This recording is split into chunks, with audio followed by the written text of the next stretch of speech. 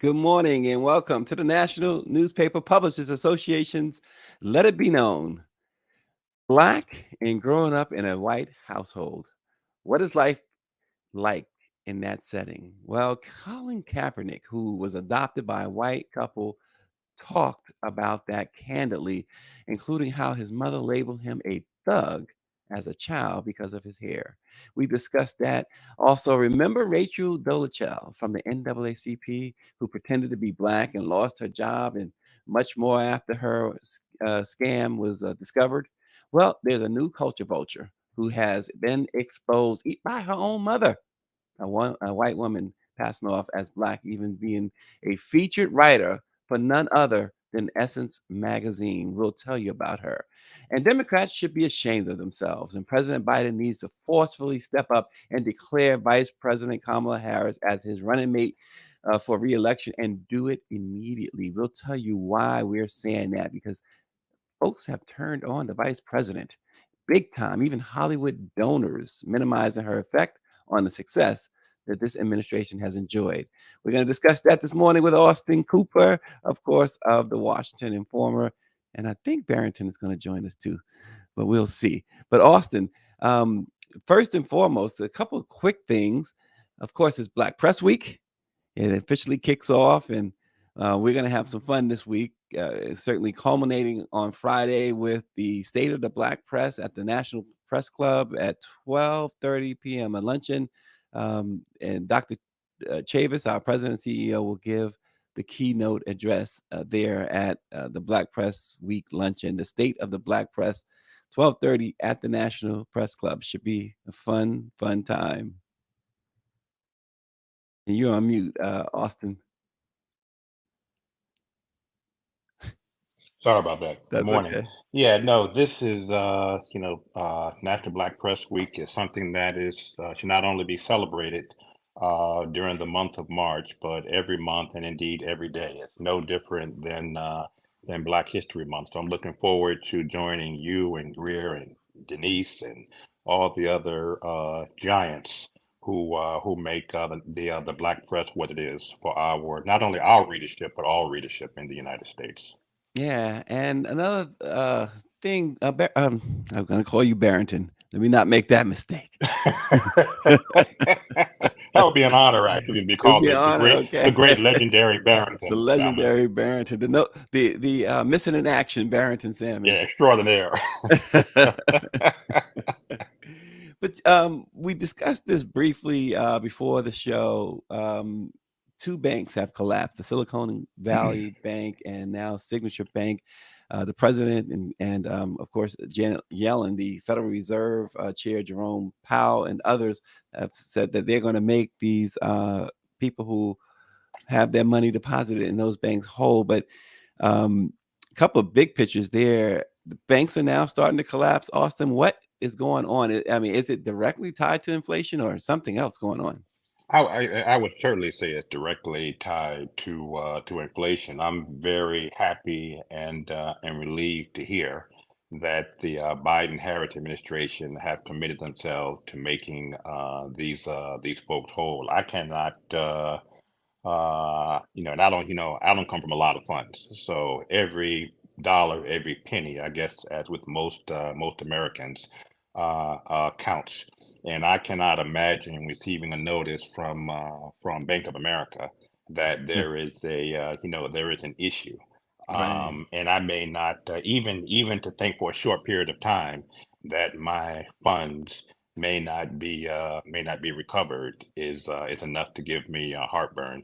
So I'm very glad to hear that the FDIC and the Biden-Harris administration are going to make all of the individuals whole, because I would imagine, I mean, this was in Silicon Valley, right? Yeah. The big business, big tech businesses had their money there. But one caveat, though, as we know, the FDIC only insures up to $250,000. Yeah, yeah, But yeah. also, there's even a caveat to that I the way I understand it is that $250,000 they can pay that back in any form, meaning they can say we can pay you $1 a year for 250 years. Exactly, exactly, exactly. And who is, those, that's what some would call the fine print.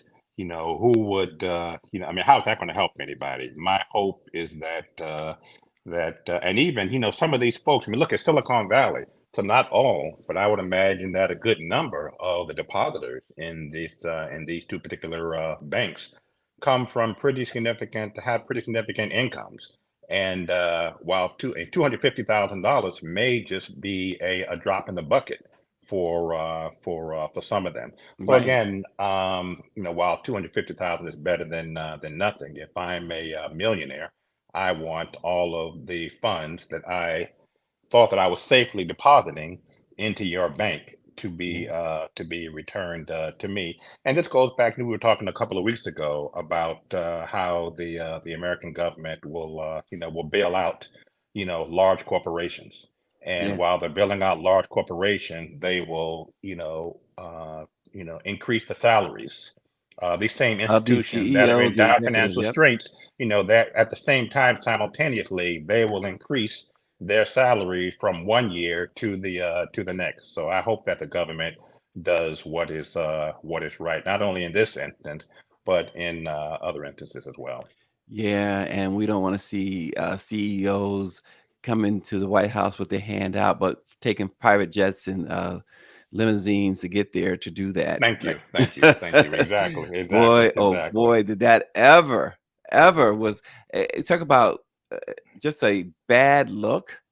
Wa- And uh, true. And where are the I mean, where are the PR people who are around them? Where are the Right, marketing people who are around them who said to them, look, you're going to go to Washington to meet with the President of the United States in the White House, the cabinet room, a wherever. handout. It might be better, a handout.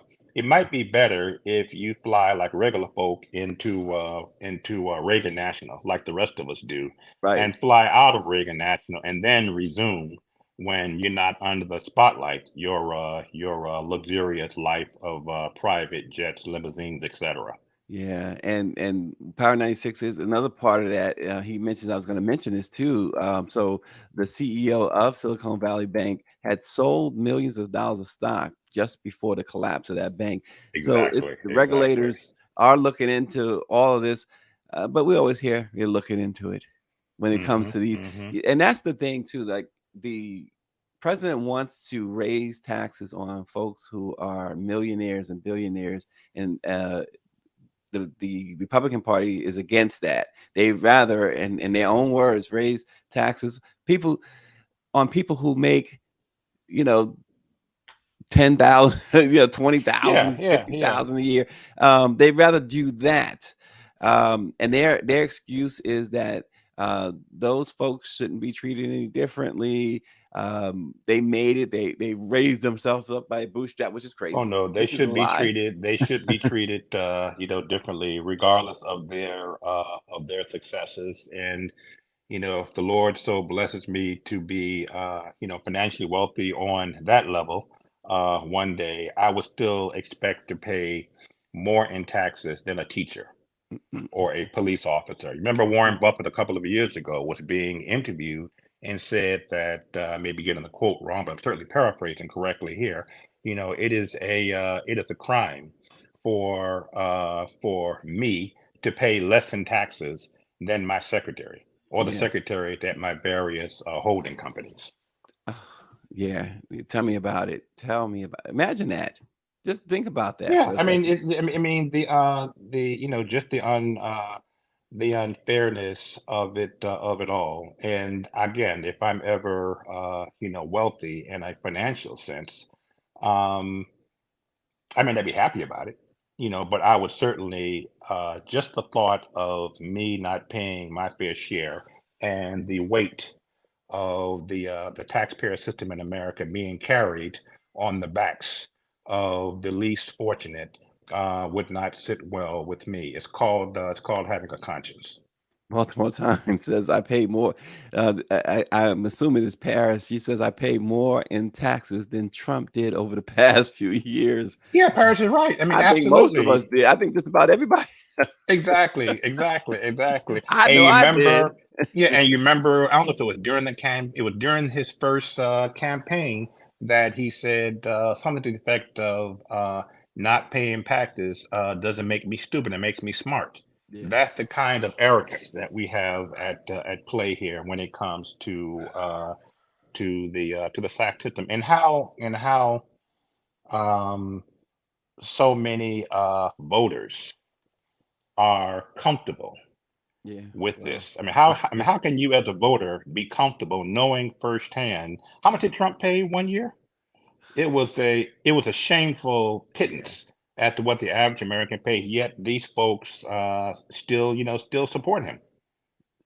It is Crazy times, terrible. brother. Crazy times we're in. It is. But before we get into our other big topics this morning, Austin, I have a bone to pick with you. Okay. Uh-oh. You did not tell me that Rihanna was performing last night at the Oscars. I didn't watch because I didn't know. Well, I had heard, in all honesty, so I apologize that she was How could you performing, not and tell me that? I apologize. Please, please, please, please, please forgive me. Please forgive me for that Oh, grave error that's this is a in lot. judgment. That type of forgiveness is a lot to ask. Let me It's tell a you right lot. now. It's a lot. That's a whole lot. And then he Barrington, comes help on me out here, smiling. Barrington. What are you Barrington, help laughing me at, out. Barrington? Sorry, what did you say? What are you laughing at? I'm laughing at the fact that you get up this Monday morning acting all crotchety like you're Scrooge and all that. I'm just upset that and now you come on here and I'm thinking one of y'all was responsible for telling me Rihanna was performing last night. I didn't know she was performing. I just saw a clip. How do you not know? I didn't hear anything. I just saw a clip last night. So Austin just knew he kept it to himself is what you're saying. Well, honestly, I wasn't even planning, in all fairness to me, I was not even planning on watching the Oscars. And I said, watching another movie on Netflix, and I said, well, let me turn and see where they are in the Oscars. I really was not planning to watch because I was annoyed that Till did not receive a nomination, and Right. I was annoyed that that the Woman King was not being recognized at the Oscars. So I happened to turn. You forgot about Oscar So White? Huh? Yeah, Oscar So exactly. White, right?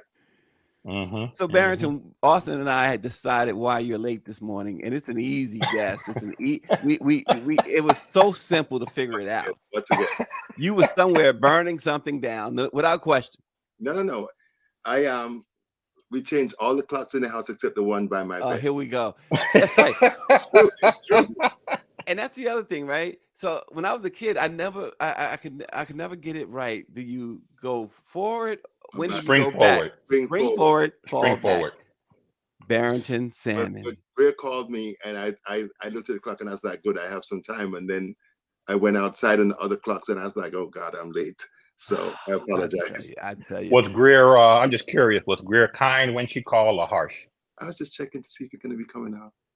Oh, she was kind to you. She was Yeah, kind. she was kind. She's not like Stacey. She'll save the other stuff for later. That's cool. Look, that's Claudette Perry's daughter. So look, you know what to expect.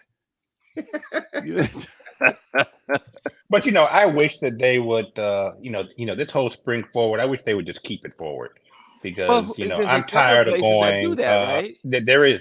I forgot I was just reading yesterday. Colorado, I I forgot the believe, is legislator one. who tried. I think it's Markley, Senator Markley out of Massachusetts. I know is a Senate sponsor. But when did they start this craziness? And like when I was a kid, like in the 70s or so. Am I right? Was it the 70s? No, I think it started before that, because all of this is about helping farmers, when they're planting crops and all. Yes. So it's far before that. Yeah, and let's not get started on the black farmers and how they're still suffering. Yeah. And all these promises and deals and goodness grief. David says it started early last century. Yeah. So former National Football League quarterback, who should be current National Football League quarterback, Colin Kaepernick, accused his white adoptive parents of perpetrating racism in their household. In an interview he did over the weekend, he says, "I know my parents loved me, but there were still very problematic things that I went through." He says, "I think it was important to show that, no, this can happen in your home and how you can move forward collectively while addressing the racism that is being perpetrated. He said that when he had cornrows as a child, his mother said, "Your hair is not professional. You look like a little thug." Yeah. He said those become spaces where it's like, how do I navigate this situation now? But it also has informed why I have my hair long today. Now, that is one thing. This is one incident, and the question begs, it has to be different in a situation where this young black guy, he's adopted by white parents. What happens? Madonna infamously a few years ago, on social media referred to her adopted black child as the N-word. Um, it cannot be easy. What happens in a household like that? It can't be easy for that individual, Colin Kaepernick being one, Madonna's children being the others, growing up in a household of a different race and background.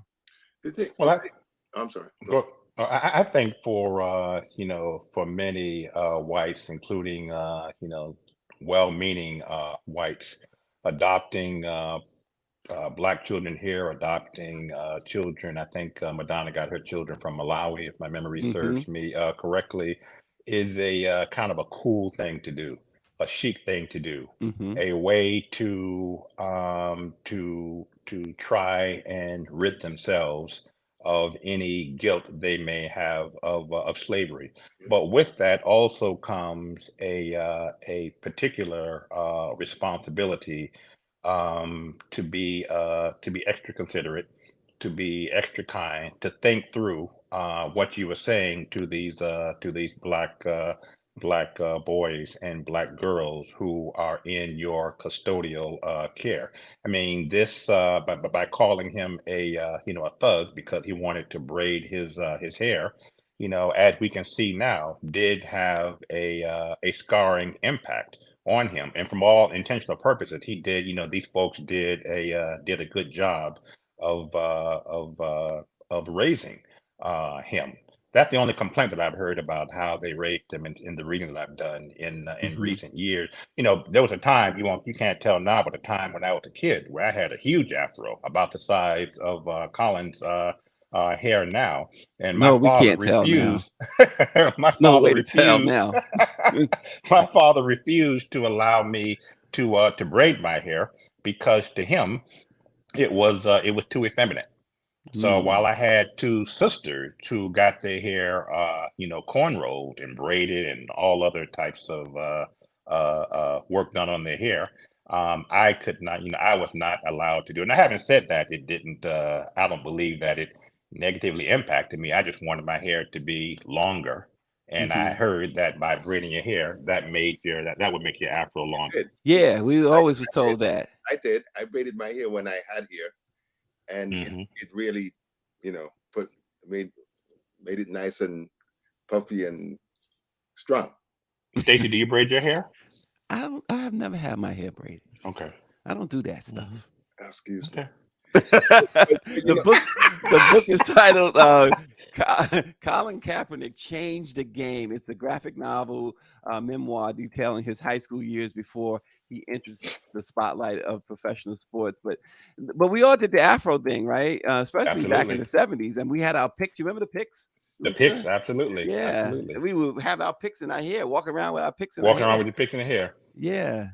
Wow. I was just gonna say that I saw the document. I don't know if it was a documentary on Yeah, Kaepernick, yeah. and he caught hell. Um, mu Less so from his parents. There were other things that they did that they wouldn't have done if they had a white child. But I Hmm. mean, he talked about being on the field and not being given the opportunity because they didn't think that a black person had the capability of being a quarterback and that type of Hmm. stuff. And it's interesting because I keep on thinking that a part of the preparation for a white person taking a black child should be for some cultural competency training, Sensitivity training. Yep, absolutely. cultural sensitivity training, because I mean they're bringing all of their bull all of their perceptions and stereotypes and stuff into the relationship, and it's a power dynamic that could be very damaging for a child.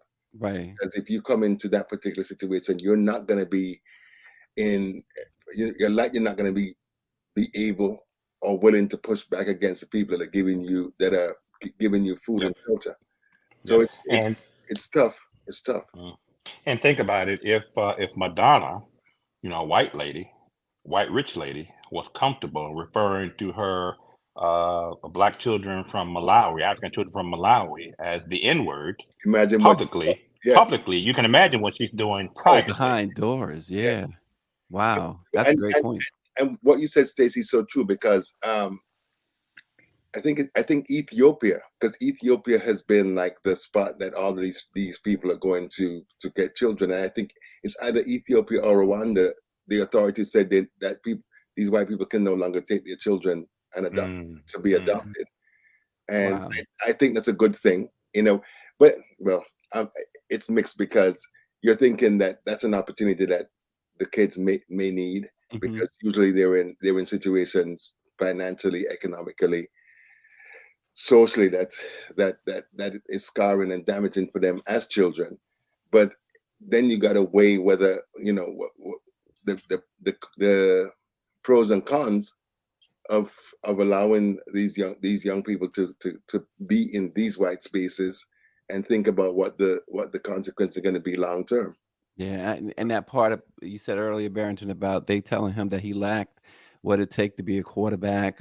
It just reminds me, and I'm sure you guys remember, two incidents in the '80s, two high-profile incidents. The Los Angeles Dodgers general manager Al Campanis said blacks lack the necessities to be a pitcher, or third base coach, or a third base coach or a manager. And then there was Jimmy the Greek Snyder. Who said that we were he was referring to a running back, I believe at the time, and said blacks were like a thoroughbred, right? Right, and we were bred that way. Yeah. Both of them lost their jobs, but that it's ingrained in a lot of people. And the racism with Colin Kaepernick has come completely full circle. So in high school, he was denied being a quarterback because of race. And now I don't know how old the young brother is now, but his career ended because of racism, prompted primarily by Donald Trump, only for acts of civil disobedience. So you think Trump is the reason why he lost his job? Oh, I think Trump. I think he's the primary reason why he lost his. I mean, not the only reason, but certainly he fed the. Yeah, absolutely. I don't think he would have had to have said much with them racist bastards. No, he really lit the fuse. I mean, he really fueled that fire. Put it that way. He fueled that fire, and they didn't want to go against Trump. But the NFL was not. The NFL was not going against Trump, and they agree with him. They agree with him. They do. They do. You have them sorry ass white boys who are playing now, who aren't in Kaepernick's category, who are nowhere close to him in skill and talent, and they're playing and he's not. And he went to a Super Bowl. He led his team to a Super Bowl. To a Super Bowl. Yeah. And not one of these managers, owners will take a chance on him. Not one. No. And that's you remember Barrington, and Barrington and Stacey, how much Trump was going in on Colin Kaepernick? On an almost daily basis, instead of focusing on what he should have been focusing on. But the thing, in my world, Colin Kaepernick would have punched him in his face. No, I'm serious, because he is the epitome of a bully, loudmouth bully. I mean, he doesn't have the skill set. He doesn't have the capabilities of a Kaepernick. He's just this fraud, this imposter that runs around using public relations to lie about who and what he is. He's a punk, man. And DeSantis is taking a page from that book. These guys. DeSantis is rewriting the book. Exactly. Goodness grief. Agreed. Wow. Well, guys, in February, you remember Rachel Dolechel. I think that's how you say her name, from the NAACP. She spent all that time pretending to be black, and she had great job at the NAACP because everyone thought she was black and she was outed eventually. Well, last month, Raquel Evita Sarawati, a Muslim activist, was exposed for posing as a woman of color. Saraswati claimed to be of Arab, South Asian, and Latin descent and was the chief equity, inclusion, and culture officer of the American Friends Service Committee, a peace and social justice organization. She wrote a lot of columns for Essence magazines under the pretense that she was a person of color. But according to her friends and family and her And mother, her her mother. mother says, "I'm as white as the driven snow, and so is she." She's promptly been fired from the job there. And yeah, Essence, I don't know if Essence is going to run anything else from her. But again, culture vulture. What is going on? Why do we continue to have culture vultures? I don't understand it. Outside of the financial benefit, Hmm. but I keep on thinking that if I was living that lie, how could you even function? Mm-hmm. Because Mm-hmm. you're always going to be afraid that you're going to be found out. Right. And you talk about privilege. Thank you. Yeah, Thank you. yeah, Thank you.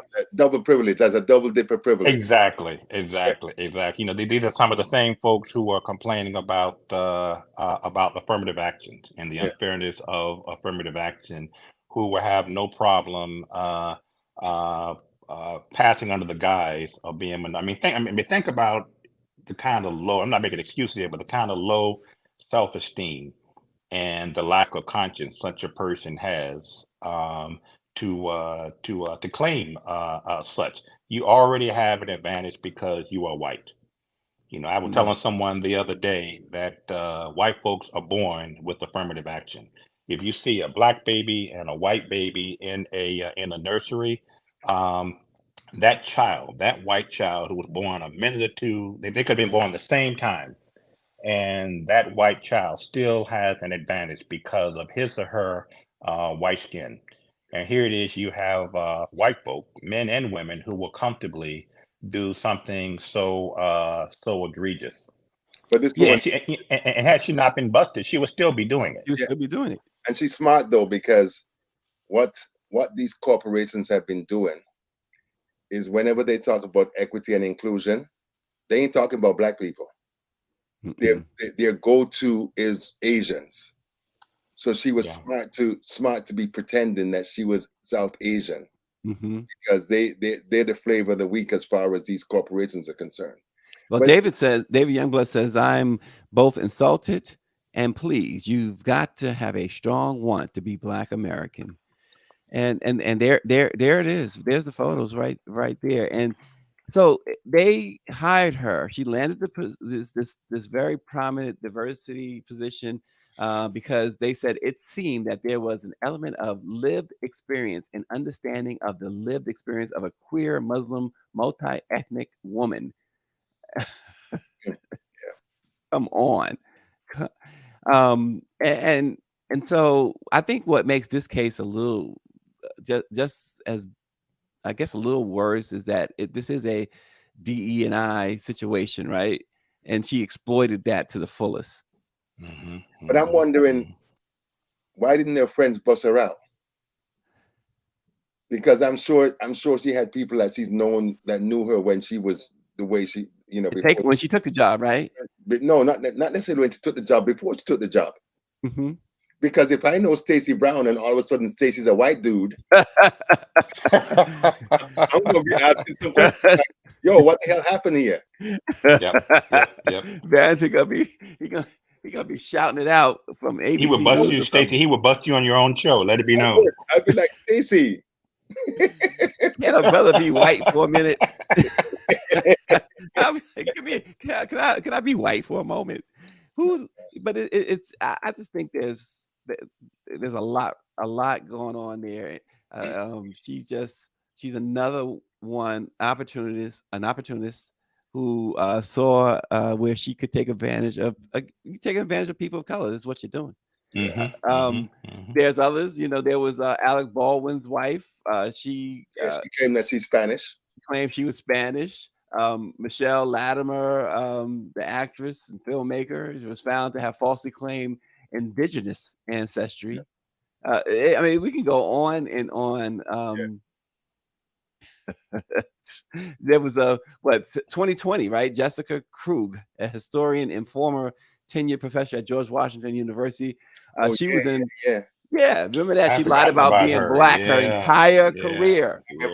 Yeah. I've forgotten about that. Yep. It's interesting. Have any white men tried this? Well, what's that movie with Eddie Murphy? He It's a, gosh, it was a movie he did, or was it part of that whole Coming to America thing where he was in a white man's. I thought it was a movie. I thought it was a movie too. Yeah, but I could be I could be wrong.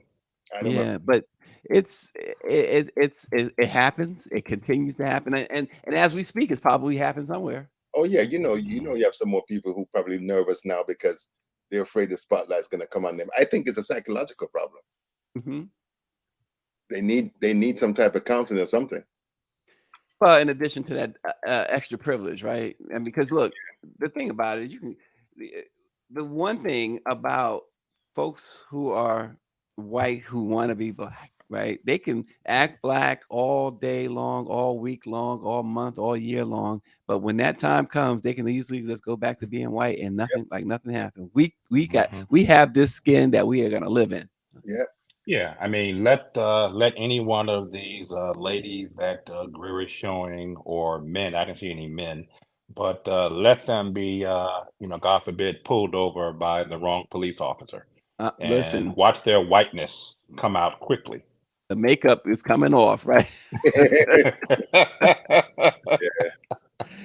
It's so now. This is not meant to be an insult, but it reminds me, if you ever go back to 1988 in Michael Jackson's Bad concert, and Michael, like a lot of entertainers, wore a lot of makeup when they got on the stage, and the stage lights are so hot.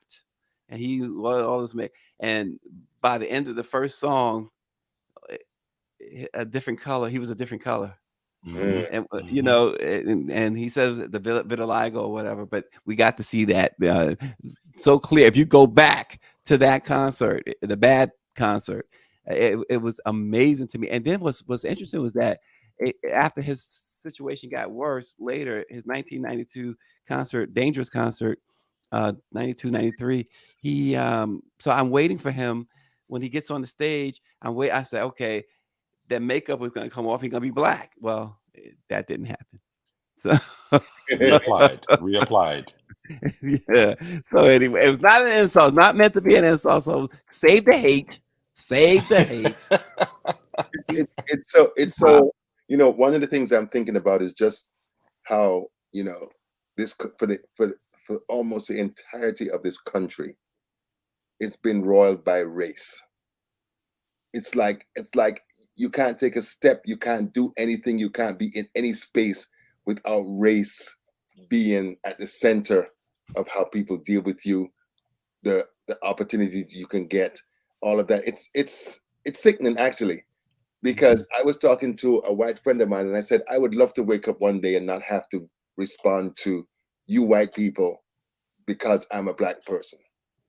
Just to be seen as a human being and not seen as a black person, because it's tiring, man. It's hard. It's hard. David Walking while black, shopping while black, driving while black, sleeping while black, waking up while black. It's hard. Yeah. David says we've been passing for hundreds of years. The irony is wanting to be black. And Power 96 says just wait until black people receive reparations. A lot of white people claim to you know that. You are so correct. Absolutely. The entire country gonna be black. Oh, I'm black. I got my great grandfather and all that foolishness. Yeah. It's true. It's true. Yeah, I can see that as well. Yeah, absolutely. Wow. White folk will be learning the first, second, and third verses of "Lift Every Voice and Sing." It's going to be. Wow. I'm almost as dark as you are. See. Yeah. my father's baby mama was white or black or whatever. Mm-hmm. They'll be using terms like that. Yeah. My baby daddy. It's crazy. It's crazy. Listen, so we got a problem in the White House. The Wow. betrayal of Kamala Harris. In a Okay. local Boston radio interview, Democratic Senator Elizabeth Warren was enthusiastic about President Joe Biden's running for re-election, but asked if Biden should keep Kamala Harris as his running mate. She said, and I quote, "I really want to defer to what makes Biden comfortable on his team." Oh, jeez. Kamala Harris reportedly has not taken Elizabeth Warren's calls since Good. that. Good. And according to a CNN story, multiple people close to Elizabeth Warren claimed that it was a misunderstanding. Yeah. But Kamala Harris's supporters, they said they've had enough. There's been so much talk of how she is holding the ticket down and how she is politically a problem. Explain to me. I'm no supporter or detractor either way, but explain to me how Kamala Harris, Vice President Harris, is a political problem. Her I don't color. see it. Her color. Exactly. Her color Exactly. and her Exactly. gender, Stacey. Remember, she's a heartbeat away from the presidency. If this 80-year-old plus man, if anything happens to him, she's it. Mm-hmm. And if you put it within the context of everything that's been going on forever, but more recently since that idiot became president in 2016, everything that they're doing is to try to obstruct, put up barriers, remove us from public spaces. It's interesting because for as long as she has been, from the time that she was chosen vice president, there were people in the ADOS community saying that she's not really black. You had people who were saying, why, she's multiracial, but she's a black woman. At the end of the day, she's black. She's a black woman. They don't care because I have had conversations with some of them that told me that because I don't have ancestors in this who were living in this country, enslaved Africans who live in this country, I'm not really black. And I told them where they could go, because that is the most absurd garbage I've it's ever like heard. You said earlier. Tell them what happens if the police stop me. There you go. Exactly. And Exactly. I tell Claim them your all the time. whiteness. I tell them all the time, if you get stopped and you don't talk, the fact that you're black means they're going to kick your ass. Right? Harris has been, there's always stories that's been coming out that I've seen with the pushback between her office, her people, and the Biden people. There apparently is has been a lot of tension. One of the things that they've talked about is the fact that they haven't used her effectively. And several different political experts have said that there's so many issues that she would be perfect for, that Biden administration has. Listen, there's been a lot of complaints early on about the misuse or the non-use of Vice President Harris. Mike V says Elizabeth Warren is another one who tried to pass as an Indian on her campaign trail. She says she has Cherokee in her family. The only Cherokee she has in her family is from Chrysler's Jeep division. But multiple Democratic leaders contend that this is the thing. They say if people don't start feeling more positive about the next person in line, the vice president, they might turn away from the ticket. They're urging allies to stop the Harris pile-on, if only for Biden's sake or for Democrats' sake or the party's future. Let me tell you something. If Biden was come out and make a statement, and this is where I was going, and it would go away. Yep. Barrington is 100. That's why or until he's ready to make a statement, Barrington, and I agree with you 200%, Barrington, until he's ready to formally announce, when I make a decision, if I decide to run, Kamala Harris will be on the ticket with me. Let me tell you something. If he wants to lose 2024, and I do believe he's going to run again, and that's a whole other discussion. But if he wants to lose, take her off the ticket. Yeah, that's true. White women have been the most unloyal, unfaithful, unreliable group of voters on the Democratic ticket for years. Yeah. Were it not for Jim Clyburn, a black congressman, were it not for Kamala Harris, a black senator, and were it not for the black vote, in particular, black women voting, Biden would not be in the White House today. Yeah. If somebody had the audacity and they didn't put their name to it, one state Democrat Party chair says she is an albatross. What? She's either going, and then somebody says she's either going to be a liability or a help, and you better embrace her because it's not like she's going to be off the ticket. Or somebody else says this now, but the thing is, they had a Zoom call with Hollywood donors and Senator Boxer, Helen Hunt, Ron Livingston, Gabrielle Carteris, I think is how you say her name, and others, and they complained that she's a huge liability. Really? And they complained to Senator Barbara Boxer of California, and Barbara Boxer's response was, "Well, speak to the president about that." Yeah. But it's interesting. No different than what Warren said. None of these white women have come out in support of her. Yeah, at that point, right? Barbara Boxer should have stood up in that meeting and said, "You know what? She's doing a heck of a job. She's the best option we have for vice president. And you know what? Tell your story walking. If you want to go support the Republicans, then go. Then that means that you wasn't true to the cause from the beginning." But Helen Hunt and people like that. Who cares about Helen Hunt? They've never been true to the cause, Stacey. They only see black people as an instrument to maintain their power. I remember that Saturday when it was announced that Biden had clinched the presidency, that he made during that press conference when he said that he would never abandon black people, he would always have black people's back. Well, hell, there's so many times in the time since then that he's abandoned black people. He's done the least amount that he can do. I mean, an executive order has some power, a little. Some teeth. Yeah. But Democrats, it's only teeth that might cause you to get a stitch. Yeah, right. It's nothing cause you to get surgery. They haven't stepped up in the ways that black people need to pass the John Lewis Voting Rights Act, to pass the George Floyd Police Reform Act. All these things that are poured into us, they give us lip service and they don't do anything. And we know, Austin and I know how passionate the vice president is about those things. Yeah, absolutely. Yeah. Absolutely. So, but let Biden play around. Let him play around. He gonna see. I just think my only problem here with the president is that he's aware. He's got to be aware that all this is going on, and he needs to say, you know what, like you said earlier, he doesn't have to announce right now if he doesn't want to, but he can say, if I do run, she is going to be my vice president. And not only that, don't leave it at that. Say, spell out what a good job she's doing. You know, exactly. One of her big, and she's doing this today too. She's speaking, I forget exactly where today, on maternal health again, Black maternal health. She's been talking about that. On that from day one. Black maternal health, abortion, the whole abortion controversy. She's been going around the country talking about those issues, and I don't think Biden's talked about those issues enough.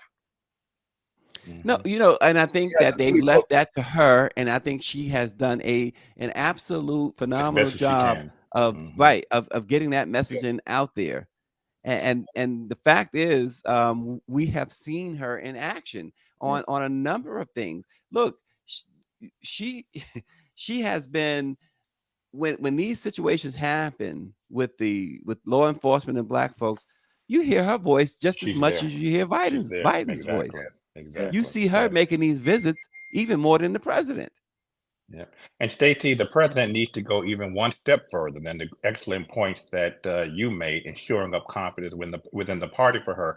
He should also say that she is not only my number two, but in the event of my, demise, the country will be in good hands with a President Kamala R. Harris. Yeah. He doesn't even have to say in his demise, because sometimes they need to see power, for whatever reason. But And I think they're afraid, and I say that, Austin, because they would be afraid to use that language. That they would be very afraid to use that language. Republicans will seize upon that. But the thing is, he had some tough choices to make as vice president, it appeared. But when you wade through the candidate list, which included Elizabeth Warren, he made the best choice he could have made. Absolutely. He made the best choice, and he also made the most strategic choice. Yeah. Yep. He would not have won with Elizabeth Warren on the ticket. Yeah, he wouldn't have won without her. Right. Yep. Right. Absolutely. And the thing is that all of these folks that run around claiming that they're black leaders, they need to be calling, emailing, demanding meetings, and pressing the hell out of President Biden to get him to correct this situation, to weigh in on this. Yeah, there needs to be, like I said, some immediate statements, actions from the top, from the president himself. Yeah. I think he needs to, and it doesn't need to be said by anybody else except the president. It has to be said by the president. It can't be the press secretary. It can't be the spokesperson. It can't be, somebody else in the administration. I think the president has to put his foot down. But you know what's interesting, guys? I was thinking that Democrats always find ways to snatch defeat from victory. Yep. Because they have managed to stay together most of this time. They have defied the odds in most of these elections, and yet, when they should be unified for the going big into prize. 2024, this comes up, and for me, it's like, Stacey, I've been telling you this for years. I believe that since COVID, we are living in revelation time. People are doing and saying things that they don't even know they're doing and saying, and we're seeing the moral rot of institutions that they claim that we're supposed to be upholding. The Supreme Court doesn't have the reputation it does anymore, because it's littered with a bunch of racist clowns, right? And all of these institutions are showing us, there's no black person in this country, I believe, that can say that they don't know where things stand in terms of how governments, institutions, and most of the people feel about black people, because there are revelations every day that put the lie in them claiming that we all are in this same place, have equal opportunities. It's a lie. And that's why what you say is true when you characterize the GOP as the party formerly known as the Republican Party, because they have laid the gauntlet down.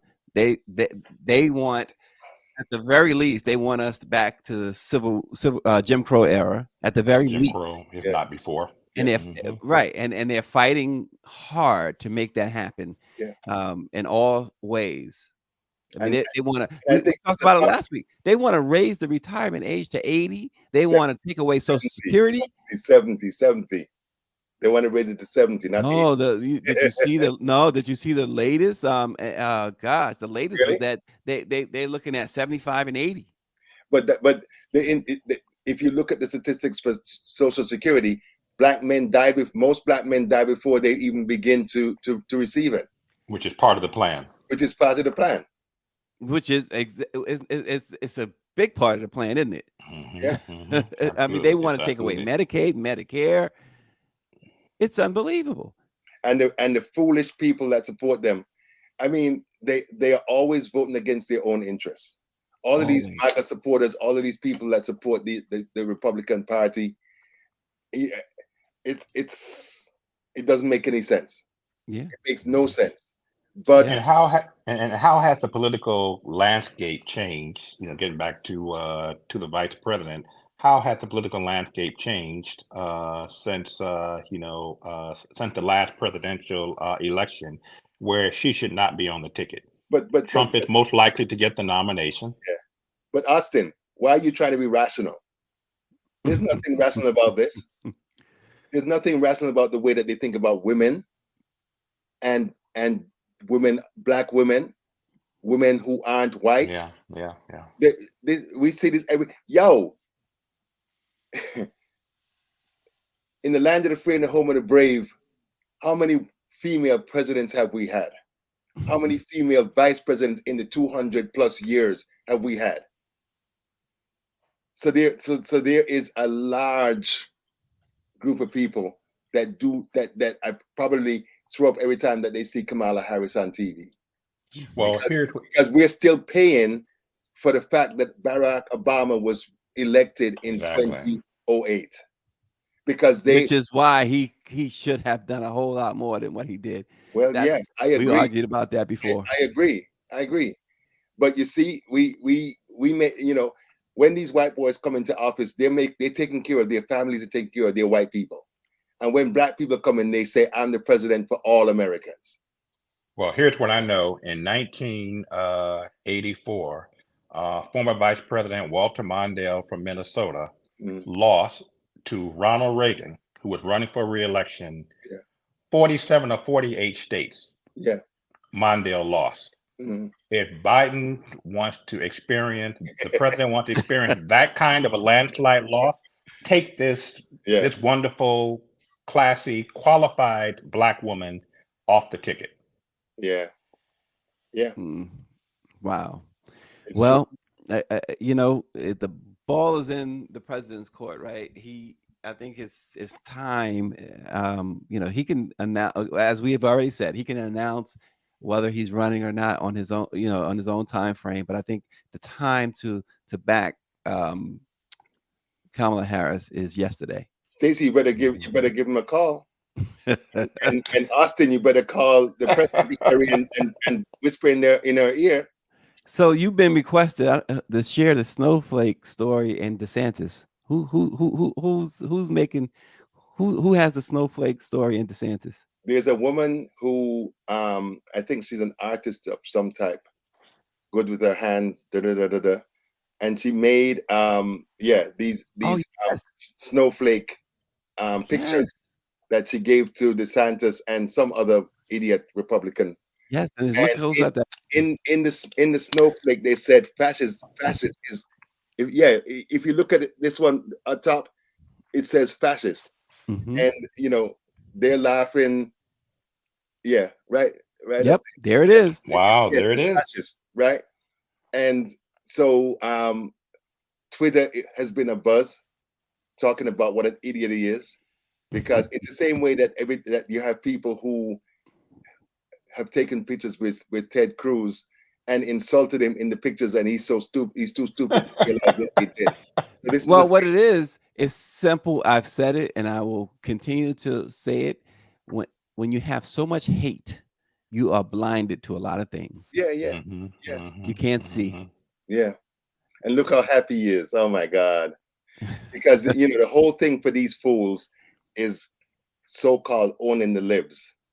So everything they do is to try to insult people that don't agree with them, and to denigrate the views that other people have. I mean, there's nothing more fascist than the idea that there's only one view that needs to prevail in any situation, and it's his view and the view of the people that support him. And I mean, I am looking forward to when when they start moving towards getting the nomination for president, because they're gonna beat his butt. Trump in particular. Trump going that little bully. He's not ready. It's like Mike Tyson said. I may be misquoting here, but the gist of it is everybody has a plan until they meet my fist. Everybody has a plan until they get punched in the face. Exactly. Yeah. I always think about Mike Tyson when he was on that, what you call that thing? Remember the what's that Mall Cop? You remember that movie Mall Cop? And he was what do you call that thing that he rides on? The scooter. It's not a scooter. It's not called a scooter. Something, not a moped. I don't know what. Yeah, whatever that was. I always remember Mike Tyson on that thing and falling, and the somebody put videos together of him being interviewed after a fight, and he talks about how he broke his back. Mike Tyson is a walking comedian and don't even Yep. know it. Mm-hmm. He Mm-hmm. doesn't even know it.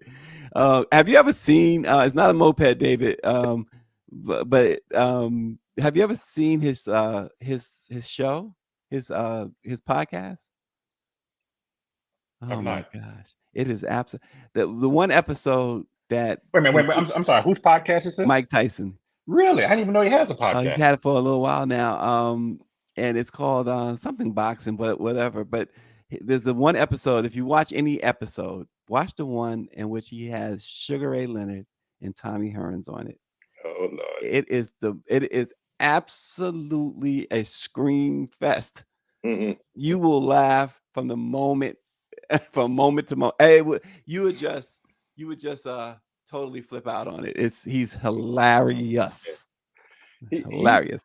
I have seen clips from his podcast. He is a very different person from what he was when he was younger.